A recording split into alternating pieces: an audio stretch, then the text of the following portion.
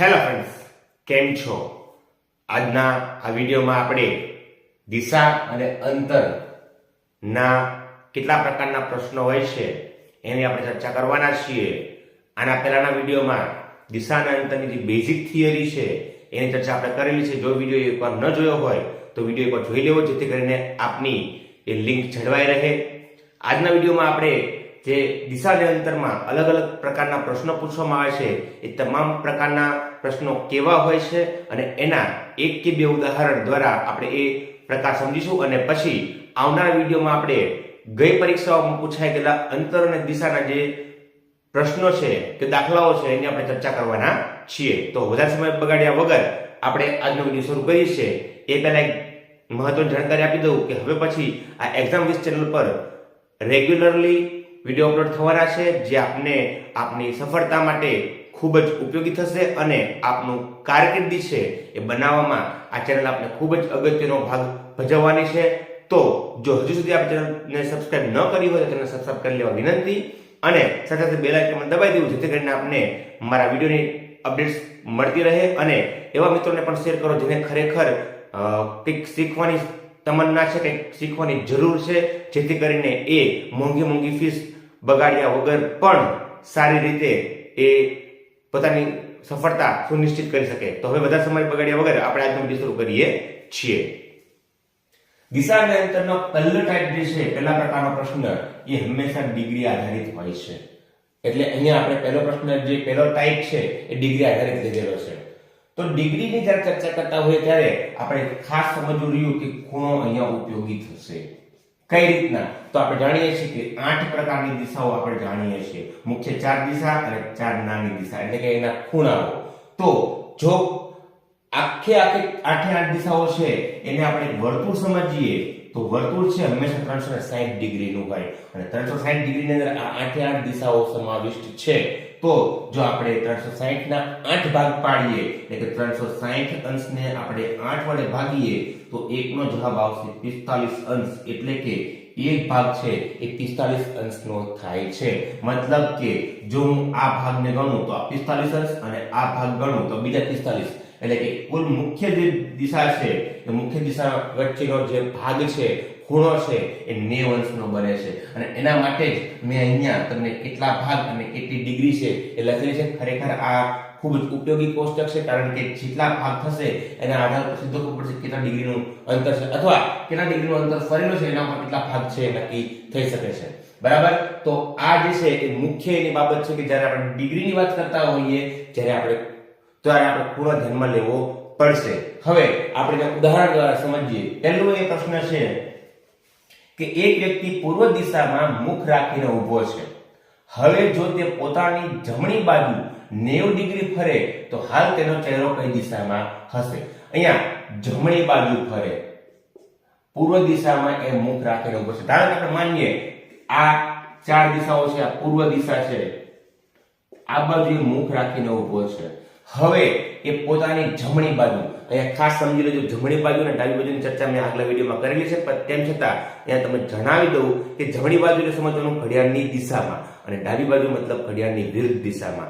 આ મગજમાં યાદ રાખશો તો ખરેખર જે તે સમયે પ્રશ્નમાં કલ્પના કરવા બેસવું નહીં પડે, સીધો આપણને ખબર પડશે. તો જમણી બાજુ એટલે મેં પહેલા જ કીધું, જમણી બાજુ એટલે ઘડિયાળની દિશામાં, તો ઘડિયાળની દિશા આ બાજુ હોય તો એ મોઢું આ બાજુ ફેરવે છે માનવાનું. અને 90 ડિગ્રી એટલે આ વચ્ચેનું અંતર છે 90 ડિગ્રી, વચ્ચે ભાગ પડે તો 45 અને 90 ડિગ્રી થાય તો એ વ્યક્તિનો ચહેરો આ બાજુ હશે. તો તેનો ચહેરો કઈ દિશામાં હશે અહીંયા પણ જોતા ખબર પડે.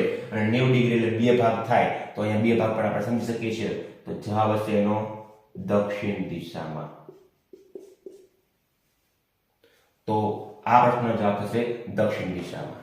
ત્યારબાદ બીજો પ્રશ્ન આપણે જોઈએ કે એક વ્યક્તિનો ચહેરો હાલ દક્ષિણ દિશામાં છે. કઈ દિશામાં છે? દક્ષિણ દિશામાં. ત્યાંથી તે વ્યક્તિ જો ઘડિયાળની વિરુદ્ધ દિશામાં, આ સમજવાનું છે, ઘડિયાળની વિરુદ્ધ દિશામાં 135 અંશનું પરિભ્રમણ કરે છે તો હાલમાં તેનો ચહેરો કઈ દિશામાં હશે? તો સૌથી પહેલા તો દક્ષિણ દિશામાં છે. આપણે જ્યારે 4 દિશાઓ નક્કી કરી તો ચહેરો આ બાજુ છે એનો, દક્ષિણ દિશામાં. હવે આપણે 8 દિશા દોરીએ. અહીંયા આપણને 135 ડિગ્રીનું પરિભ્રમણ કરે ઘડિયાળની વિરુદ્ધ દિશામાં. આ ઘડિયાળની દિશા થઈ અને આ ઘડિયાળની વિરુદ્ધ દિશા થઈ. 135 ડિગ્રી, 135 ડિગ્રીનો મતલબ સમજીએ આપણે. અહીંયા ત્રણ ભાગ થાય છે. ત્રણ ભાગ એટલે આ એક ભાગ, આ બે ભાગ ને ત્રીજો ભાગ. એટલે કે વ્યક્તિનું મુખ જે છે એ આ દિશામાં આવશે અને આ દિશા એટલે કઈ દિશા? તો આ ઉત્તર દિશા છે અને આ પૂર્વ દિશા, એની વચ્ચેનો ખૂણો એટલે કે ઉત્તર પૂર્વ થાય. મતલબ આ પ્રશ્નનો જવાબ આપણે થશે કે વ્યક્તિનો ચહેરો જે છે એ ઉત્તર પૂર્વ દિશાની અંદર હાલ હશે. આ રીતે આ પ્રશ્ન આપણે સોલ્વ કરી શકીએ છીએ. મેં પહેલા પણ કીધું કે આ તો ઉપયોગી થશે, પણ સાથે થોડું લોજિક પણ ઉપયોગી થશે. જમણી બાજુ કઈ, ડાબી બાજુ કઈ, અથવા જમણી બાજુ એટલે શું, ડાબી બાજુ એટલે શું, બરાબર. હવે ત્રીજો એક પ્રશ્ન આપણે લઈએ, પછી આપણે આ ટોપિક મતલબ કે આ પહેલો ટાઈપ છે એ પૂરો કરશું અને ત્યારબાદ આપણે ટાઈપ 2 એટલે કે બીજા પ્રકારનો પ્રશ્ન કેવો હોય એની આપણે ચર્ચા કરશું. ત્રીજો પ્રશ્ન જોઈએ. એક વ્યક્તિનો ચહેરો હાલ દક્ષિણ પશ્ચિમ દિશામાં છે. સૌપ્રથમ તે ડાબી બાજુ 225 ડિગ્રી ફરે છે અને ત્યાંથી તે ઘડિયાળની દિશામાં 135 ડિગ્રી ફરે છે. તો હાલમાં તે વ્યક્તિનો ચહેરો કઈ દિશામાં હશે? આવો પ્રશ્ન આપણને પૂછેલો છે. સૌથી પહેલા 8 દિશા જે છે એ દોરીએ છીએ. સૌથી પહેલા એવું કહે છે કે દક્ષિણ પશ્ચિમ દિશામાં એનો ચહેરો છે, મતલબ આ દિશામાં એનો ચહેરો થશે. આ દક્ષિણ પશ્ચિમ, આ દક્ષિણ, આ પૂર્વ, આ ઉત્તર, આ પશ્ચિમ, આ દક્ષિણ પૂર્વ, આ ઉત્તર પૂર્વ અને ઉત્તર પશ્ચિમ. હવે એવું કહે છે કે ડાબી બાજુ એટલે ફરીવાર કહું છું ઘડિયાળની વિરુદ્ધ દિશામાં, એટલે આપણે આમ ચાલવાનું છે અને તે 225 ડિગ્રી ફરે. 225 ડિગ્રી એટલે ભાગ સમજી લો 5 ભાગ થશે, બરાબર. તો અહીંથી શરૂ કરું, 5 ભાગ ગણતરી કરું તો 1 2 3 4 અને 5 એટલે એનો ચહેરો ઉત્તર દિશા તરફ આવશે. પણ આપણને એવું કહે છે કે ત્યાંથી તે ઘડિયાળની દિશામાં એટલે જમણી બાજુ એટલે કે આ બાજુ પાછો ફરે છે અને કેટલો ડિગ્રી ફરે છે? 135 ડિગ્રી ફરે છે. 135 ડિગ્રી મતલબ એ ત્રણ ભાગ ફરી પાછા ફરે છે. 135 એટલે ત્રણ ભાગ, બરાબર. તો અહીંયા છે અહીંથી પાછા ત્રણ ભાગ, એક ભાગ, બે ભાગ અને ત્રણ ભાગ. તો ખરેખર એનો ચહેરો હાલ કઈ દિશામાં હશે? તો જવાબ થશે, એનો જવાબ છે દક્ષિણ પૂર્વ દિશામાં. એટલે કે વ્યક્તિનો ચહેરો હાલ દક્ષિણ પૂર્વ દિશામાં જોવા મળશે. તો આ રીતના આ દાખલા કે પ્રશ્નો છે કોયડાથી સોલ્વ થાય છે. ખૂબ ઈઝી દાખલાઓ છે, આવડે એવું છે અને પરીક્ષામાં રોકડા માર્ક આપે એવું ચેપ્ટર છે, પણ થોડુંક લોજિક એને સાથે જો કરવામાં આવે તો ખૂબ સરળ પડશે. આ પહેલો પ્રકાર હતો. હવે આપણે બીજો અને ત્રીજો પ્રકાર જોડે જોઈશું. તો હવે આપણે બીજા અને ત્રીજા પ્રકાર કેવા પ્રકારના દાખલા હોય છે એની ચર્ચા કરીએ, સાથે એના ઉદાહરણ પણ જોઈશું. મિત્રો, પ્રશ્નનો બીજો પ્રકાર છે મૂળ સ્થિતિ, હાલની સ્થિતિ અને અંતર. આ ત્રણેયને મિક્સ કરી અને દાખલાઓ આવે છે એના ટાઈપ 2 માં ગણેલા છે, બરાબર. અહીંયા આપણે પહેલું ઉદાહરણ જોઈએ કે અજય પોતાના ઘરથી પૂર્વ તરફ 5 કિમી ચાલે છે. આપણે આ પ્રશ્નો જે છે એને વાંચતા જઈશું અને સાથે સોલ્વ કરતા જઈશું તો બહુ આપણને ઈઝી પડશે. તો ધારો કે આ એનું પૂર્વ અજયનું ઘર છે. હવે આ મેં એટલા માટે કહ્યું છે કે આ એની મૂળ સ્થિતિ દર્શાવે છે. ત્યાંથી પૂર્વ તરફ આપણે જાણીએ છીએ કે આપણે 4 ખાના કરીએ અથવા 4 દિશા દર્શાવીએ તો આ પૂર્વ દિશા તરફ થાય. તો આ બાજુએ 5 કિમી અંતર ચાલે છે. ત્યાંથી ડાબી બાજુ 4 કિમી ચાલે છે. હવે આ બાજુ જ્યારે ચાલતો હોય અને ડાબી બાજુ પૂછે તો આપણે ખરેખર કલ્પના કરીએ થોડુંક આપણને અઘરું પડે, પણ મેં કીધું એ મુજબ ડાબી બાજુ એટલે ઘડિયાળની વિરુદ્ધ દિશા સમજો તો ઘડિયાળની વિરુદ્ધ દિશા આ બાજુ થાય. તો આ બાજુ આપણે ગણશું 4 એટલે કે ડાબી બાજુ આ થશે અને ત્યાં 4 કિમી અંતર ચાલે છે. ત્યાંથી આ 4 કિમી અંતર ડાબી બાજુનું પૂરું થઈ ગયું. ત્યાંથી તે જમણી બાજુ 7 કિમી અંતર ચાલે છે. જમણી બાજુ એટલે ઘડિયાળની દિશામાં એટલે આ દિશા છે અને એ 7 કિમી ચાલે છે. તો એ પણ આપણો અહીંયા વાક્ય પૂરું થાય છે. ત્યાંથી જમણી બાજુ 4 કિમી ચાલે. જમણી બાજુ એટલે ફરીવાર ઘડિયાળની દિશામાં એટલે આ બાજુ આવશે એટલે કે ફરી પાછું અહીંયા 4 કિમી ચાલે છે અને અંતે ડાબી બાજુ 3 કિમી ચાલે છે. 3 કિમી ડાબી બાજુ. હવે અહીંયા છે ડાબી બાજુ સમજીએ તો ફરી પાછું આપણે શું સમજવાનું? ઘડિયાળની વિરુદ્ધ દિશામાં. જમણી બાજુ એટલે ઘડિયાળની દિશામાં. તો વિરુદ્ધ દિશા એટલે અહીંથી આપણે આમ થાય એટલે આપણે આ બાજુ આ ડાબી બાજુ અને એ ત્યાં 3 કિમી ચાલે છે. તો આમ એ પોતાના મૂળ હાલની સ્થિતિએ પહોંચી જાય છે. તો આ મૂળ સ્થિતિ છે અને આ હાલની સ્થિતિ છે, બરાબર.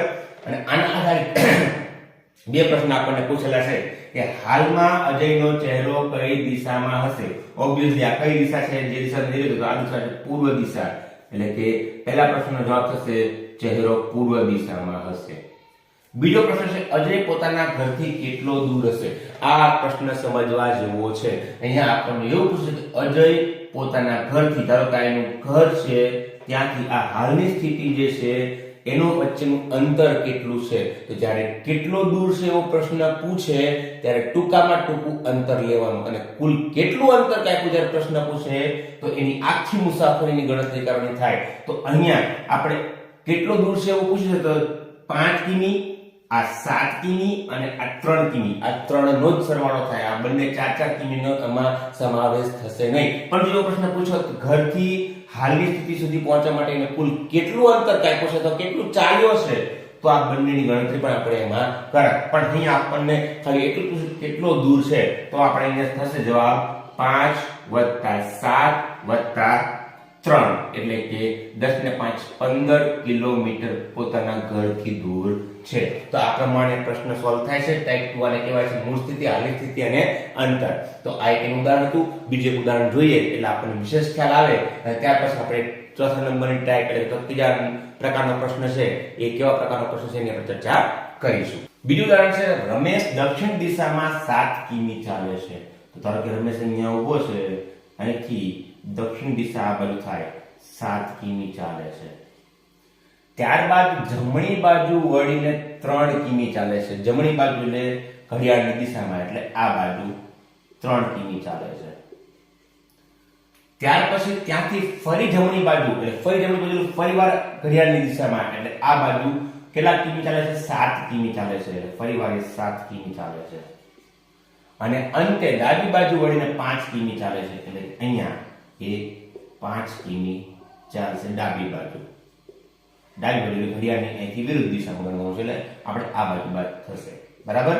તો આ આપણી મેઇન આકૃતિ થઈ ગઈ. આના આધારે બે પ્રશ્ન છે એ પૂછે છે, આપણને જવાબ એનો આપવાનો છે. રમેશ હાલ કઈ દિશામાં જઈ રહ્યો છે? ઓબ્વિયસલી આમ ભાગ પાડીએ તો આ કઈ દિશા થશે? પશ્ચિમ દિશા. જે આપણે ચાર દિશાઓનો મુખ્ય 4 દિશાઓનો ભાગ પાડીએ, જે મેઇન મૂળ સ્થિતિ છે ત્યાંથી ઊભા 4 ખાના કરીએ અથવા 4 દિશા દર્શાવીએ, તો અત્યારની જે હાલની સ્થિતિ છે એ એની પશ્ચિમ બાજુએ છે, જ્યાં વ્યક્તિ ઊભો હતો ત્યાંથી, એટલે પશ્ચિમ તરફ જઈ રહ્યો છે. અને રમેશ પોતાની મૂળ સ્થિતિથી કેટલો દૂર છે? ફરી એકવાર કેટલો દૂર છે, કુલ કેટલું અંતર કાપ્યું એવું નથી પૂછ્યું. તો અહીંથી આ કિમી 3 છે અને આ 5 છે, એટલે કે 5 + 3 કુલ 8 કિમી પોતાના મૂળ સ્થિતિથી રમેશ દૂર છે. આ વસ્તુ ખાસ ધ્યાનમાં રાખવાનું છે. પણ એવું પૂછવામાં આવે કે રમેશે કુલ કેટલું અંતર કાપ્યું અથવા કુલ કેટલું ચાલ્યો, તો 7 + 3 + 7 + 5 આ પ્રમાણનો સરવાળો થશે. તો આ બીજું ઉદાહરણ હતું. અને ત્રીજું ઉદાહરણ જે છે એ એક કુલ કેટલું અંતર કાપ્યું છે એ પ્રમાણે છે. તો હું અહીંયા એને સમજાવી દઉં છું કે ત્રીજો પ્રશ્ન એવો પૂછ્યો કે રમેશે આ એનું ધારો કે ઘર છે ને એની ઓફિસ છે, તો ઘરથી ઓફિસ સુધી કેટલું અંતર કાપ્યું હશે? તો કેટલું દૂર છે એવું નથી પૂછતો, કેટલું અંતર કાપ્યું હશે. અહીંયા લખું છું કેટલું અંતર કાપ્યું હશે ઘરથી ઓફિસ સુધીનું. આ ધારો કે ઘર છે ને આ ઓફિસ છે, તો કુલ કેટલું અંતર કાપ્યું હશે? તો 7 + 3 + 7 + 5 10 17 ને 5 22 કિલોમીટરનું અંતર કાપ્યું હશે, અથવા ઓફિસ થી ઘર સુધીનું અંતર 22 કિલોમીટર હશે. આ પ્રકારનો પણ પ્રશ્ન પૂછી શકાય. તો અહીંયા ટાઈપ 2 એટલે કે મૂળ સ્થિતિ, હાલની સ્થિતિ અને અંતર પ્રકારના જે પ્રશ્ન પૂછાય છે અહીંયા આપણે પૂર્ણ થાય છે. અને હવે એક ત્રીજો ટાઈપ એટલે કે આમ ટાઈપ નંબર 4 પ્રકાર નંબર 3 આપણે જોઈએ, અને ત્યાર પછી આપણે આજનો વિડિયો અહીં અટકાવીશું, કારણ કે વિડિયોની લેન્થ લાંબી થઈ રહી છે અને આમ પણ લાંબા વિડિયો જોવા આપણે કદાચ કંટાળો આવે, પોસિબલ છે તો નાના નાના વિડિયો બનાવીશ, જેથી કરીને આપણે કંટાળો પણ ન આવે અને રિવિઝન કરવામાં પણ સરળતા રહે. તો આની પછી ટાઈપ ચોથી અને પ્રકાર ત્રીજો જે છે એ આપણે લઈ લઈએ છીએ. પછીના જે પણ પ્રકાર કે ટાઈપ છે એ આપણે નેક્સ્ટ વિડિયોમાં લઈશું. તો હવે આપણે લઈએ ટાઈપ નંબર 4. ટાઈપ 4 પ્રકારનો પ્રશ્ન છે, એટલે કે ત્રીજા પ્રકારનો પ્રશ્ન છે પડછાયા આધારિત. પડછાયા આધારિત પ્રશ્ન ઘણીવાર પૂછાતા હોય છે અને આ પ્રશ્નમાં આપણને ઘણીવાર તકલીફ પડતી હોય છે, પરંતુ આપણે એને ખૂબ જ સરળતાથી કેવી રીતે સમજી શકાય એની આપણે ચર્ચા કરવાના છીએ. તો સૌથી પહેલા ચહેરાની દિશા કઈ બાજુ હોય ત્યારે સૂર્યાસ્ત સમયે અને સૂર્યોદય સમયે એનો પડછાયો કઈ બાજુ હોઈ શકે એની ચર્ચા આપણે પહેલા કરીએ, પછી આપણે ઉદાહરણ દ્વારા સમજીશું. તો જ્યારે સૂર્યોદય હોય ત્યારે આપણે જાણીએ છીએ કે સૂર્ય છે એ પૂર્વ દિશામાં ઉગેલો હોય છે. તો જો મોઢું ઉત્તર તરફ હોય તો એનો પડછાયો આ બાજુ એટલે કે એની ડાબી બાજુએ પડશે સૂર્યોદય સમયે. સેમ વસ્તુ જ્યારે સૂર્યાસ્ત સમયની વાત હોય તો એનાથી ઉલટું થઈ જાય, કારણ કે સૂર્ય છે ઓપોઝિટ દિશામાં હોય એટલે સૂર્યાસ્ત સમયે પડછાયો છે જમણી બાજુ પડશે. એટલે કે જો ચહેરાની દિશા ઉત્તર તરફ હોય તો સૂર્યોદય સમયે એનો પડછાયો ડાબી બાજુ હશે, જ્યારે સૂર્યાસ્ત સમયે એ જ પડછાયો જમણી બાજુ જતો રહેશે. બરાબર. જો દક્ષિણ બાજુ મોઢું છે તો સૂર્યોદય સમયે જે પડછાયો છે એ પડછાયો તો આ બાજુ પડશે, પણ આ બાજુ મોઢું હોવાના કારણે, ચહેરો હોવાના કારણે એની જમણી બાજુ બનશે. એટલે સૂર્યોદય સમયે દક્ષિણ તરફ રાખેલું મોઢું હોય તો પડછાયો જમણી બાજુ પડે, જ્યારે સૂર્યાસ્ત સમયે એ જ પડછાયો આ બાજુ પડશે જે એની ડાબી બાજુ હશે. હવે જો પૂર્વ દિશા તરફ મુખ છે, પૂર્વ દિશા તરફ, તો સૂર્યોદય સમયે જે છે પડછાયો એ પાછળની બાજુએ પડશે અને સોરી પશ્ચિમ દિશા છે, પૂર્વ દિશાની આ તરફ મોઢું હશે તો પડછાયો આ બાજુ પડશે એટલે કે એની પાછળની બાજુએ. તો સૂર્યાસ્ત સમયે એનાથી ઉલટું બને, તો જો મોઢું આ તરફ હોય તો પડછાયો આ બાજુ એટલે કે આગળની તરફ પડશે. સેમ વસ્તુ જ્યારે પશ્ચિમ દિશામાં મોઢું હશે તો પડછાયો અહીંયા આગળની બાજુએ પડશે અને સૂર્યાસ્ત સમયે જો મોઢું આ તરફ હોય તો એ પડછાયો આ બાજુ એટલે કે પાછળની તરફ પડશે. આ જો કોષ્ટક યાદ રહી જાય તો ખૂબ જ સરળતાથી આ દાખલા કે આ પ્રશ્ન છે આપણને આવડી શકે એમ છે. હવે ઉદાહરણ દ્વારા સમજીએ તો જય અને વીરુ સૂર્યાસ્ત સમયે, કયા સમયે? સૂર્યાસ્ત સમયે આપણે આ કન્ડિશન ધ્યાનમાં લેવાની છે, આ કોષ્ટક ધ્યાનમાં લેવાનું છે. એક બગીચામાં એકબીજા સામે ઊભા છે, અહીંયા એક વ્યક્તિ ઉભો છે, અહીંયા સામે બીજો વ્યક્તિ. જય અને વીરુ કઈ જગ્યાએ છે આપણને ખબર નથી, આપણે ત્યારે સમજીએ છીએ કે બે વ્યક્તિ છે બગીચામાં એકબીજાની સામે ઊભા છે અને વાતચીત કરી રહ્યા છે. જયે જોયું કે વીરુનો પડછાયો જયની જમણી બાજુએ પડે છે. આ ધારો કે આ જય માનીએ તો એની જમણી બાજુએ કોનો? વીરુનો પડછાયો. વીરુનો પડછાયો ખરેખર અહીંયા પડે છે. જયને એવું લાગે છે કે મારી જમણી બાજુ એ વીરુનો પડછાયો પડી રહ્યો છે. તો વીરુનો ચહેરો કઈ દિશામાં હશે? ઓબ્વિયસલી પડછાયો આ બાજુ પડે છે, સૂર્ય આ બાજુ હોય, સૂર્યાસ્ત સમયે ઓલરેડી સૂર્ય આ બાજુ જ હોય પશ્ચિમ બાજુએ. તો જો આપણે દિશા નક્કી કરીએ તો વીરુનો ચહેરો આ બાજુ એટલે કઈ બાજુ હશે? દક્ષિણ બાજુ હશે. તો આ પ્રશ્નનો જવાબ થશે કે વીરુનો ચહેરો કઈ બાજુ હશે? તો દક્ષિણ દિશામાં હશે. અને જો પૂછવામાં આવે કે જયનો ચહેરો કઈ બાજુ હશે તો જયનો ચહેરો ઉપરની તરફ એટલે કે ઉત્તર દિશામાં હશે જયનો ચહેરો. બરાબર. તો જો આપણને આ ખબર હોય, આ કોષ્ટક આપણને યાદ રહી જાય તો આ સરળતાથી પ્રશ્નનું સોલ્યુશન થઈ શકે છે. હવે આપણે આનું એક બીજું ઉદાહરણ જોઈએ. બીજો કોયડો છે સૂર્યોદય સમયે ચાલતા કમલે નોંધ્યું કે તેનો પડછાયો તેની આગળની બાજુએ પડે છે, તો કમલ કઈ દિશામાં જઈ રહ્યો હશે? સૌથી પહેલા તો આપણે દિશા જોઈએ. હવે સૂર્યોદય સમય છે, ઓબ્વિયસલી સૂર્ય છે પૂર્વ દિશામાં જ હોય, તો કમલે એવું નોંધ્યું કે તેનો પડછાયો તેની આગળની તરફ, હવે અહીંયા હોય પડછાયો આગળ ક્યારે પડતો હોય? તો પડછાયો આ બાજુ આગળ પડતો હોય, તો મતલબ કે કમલ કઈ દિશામાં જઈ રહ્યો છે? કમલ છે એ પશ્ચિમ દિશામાં જઈ રહ્યો છે. તો અહીંયા જવાબ આવશે પશ્ચિમ દિશા. કારણ કે અહીંયા આપણે જોઈ શકીએ કે આગળ પૂર્વ દિશામાં હોય, આગળ છે એ કઈ જગ્યા પડે છે? સૂર્યાસ્ત સમયે આગળ પડે છે અથવા પશ્ચિમ દિશામાં એ આગળ પડે છે. બરાબર. તો સૂર્યોદય સમયે જ્યારે આગળ પડછાયો પડતો હોય તો કઈ દિશા હોય? પશ્ચિમ દિશા જ હોય. મતલબ આ પ્રશ્નનો જવાબ પશ્ચિમ દિશા એટલા માટે આવશે. ખૂબ જ સરળતાથી આ દાખલા સોલ્વ કરી શકાય છે, પ્રશ્ન સોલ્વ કરી શકાય છે. મેં આગળ જણાવ્યું એ મુજબ વિડિયોની લેન્થ ખરેખર લાંબી થઈ રહી છે, એટલા માટે આજે આપણે આટલા જ ટાઈપ રાખીએ છીએ. બાકીના 3-4 ટાઈપ જે છે એ આપણે નેક્સ્ટ વિડિયોમાં લઈશું, જેથી કરીને વિડિયોની લેન્થ લાંબી પણ થઈ જાય અને આપણે રિવિઝન કરવામાં ખૂબ સરળતા રહે. અને બીજું એ પણ જણાવી દઉં કે એક્ઝામ વિઝ ચેનલ જે છે એની ટેલિગ્રામ ચેનલ પણ છે, તો શક્ય બને તો એ પણ જોઈન કરી લી, કે જ્યાં તમને અમુક સમયાંતરે તમને ક્વિઝ, ક્વેશ્ચન અને અલગ અલગ પ્રકારના કરંટ અફેર્સ પણ તમને ત્યાં જોવા મળી રહેશે અને તમને એ પરીક્ષામાં ખૂબ ઉપયોગી થશે. તો ફરી એકવાર આશા રાખું છું કે આજે તમને જે 3 કે 4 પ્રકાર પ્રશ્નોના સમજાયા દિશા અને અંતરના એ આપને સમજાઈ ગયા હશે. તેમ છતાં કોઈ ડાઉટ કે ક્વેરી હોય તો આપ બિંદાસ કોમેન્ટ કરી શકો છો, અને કન્ટેન્ટ રિલેટેડ કોઈ પણ પ્રકારની ક્વેરી હોય અથવા કોઈ આપનું સજેશન હોય તો પણ આપ કોમેન્ટ કરી શકો છો. આશા રાખું કે આજનો વિડીયોમાં આપને મજા આવી હશે. જો ખરેખર આપને વિડીયો ગમ્યો હોય તો વિડીયોને લાઈક કરવા વિનંતી, મિત્રોને શેર કરવા વિનંતી જે લોકોને એની ખરેખર જરૂર છે. અને હવે પછીના વિડીયોમાં આપણે પછીના નેક્સ્ટ જેટલા પણ પ્રકાર છે એ આપણે જોવાના છીએ. તો આજના વિડીયોમાં આપણે આજના રાખીએ છીએ. ખરેખર જો ચેનલને સબસ્ક્રાઇબ ન કરી હોય તો ચેનલને સબસ્ક્રાઇબ કરી અને બેલ આઇકન દબાવી દેશો, જેથી કરીને આપને મારા નવા વિડીયોની અપડેટ્સ મળી રહેશે.